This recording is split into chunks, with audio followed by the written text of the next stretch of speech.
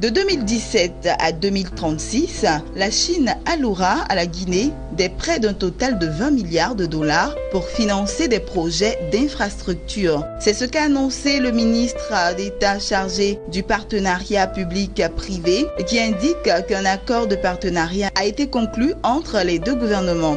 Selon les termes de l'accord, Conakry, en échange de ce financement, mettra progressivement à disposition de compagnies chinoises ses ressources minières. Celles-ci recevront des permis miniers et les revenus qui seront générés par l'exploitation des mines serviront à rembourser les prêts.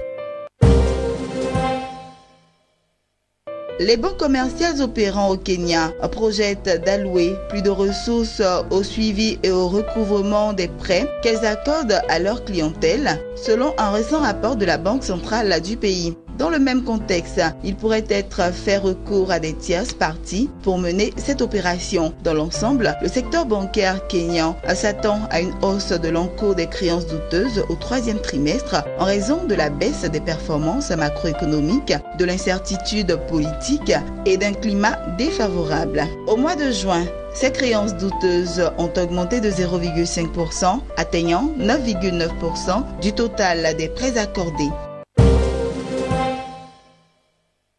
Le gouvernement pakistanais vient de donner le feu vert à son ministère en charge de l'énergie pour démarrer des négociations avec les autorités nigérianes en vue d'importer du pétrole et du gaz naturel liquéfié. Islamabad privilégie des négociations directes car il ne souhaite pas passer par un processus d'appel d'offres. Cette volonté de la République islamique s'inscrit dans son projet de nouer des partenariats avec les grands producteurs africains. Dans le cadre des négociations qui démarreront sous peu, le Pakistan et le Nigeria exploreront les différentes possibilités liées à l'approvisionnement en pétrole brut et en gaz naturel liquéfié tout en créant des installations de raffinage.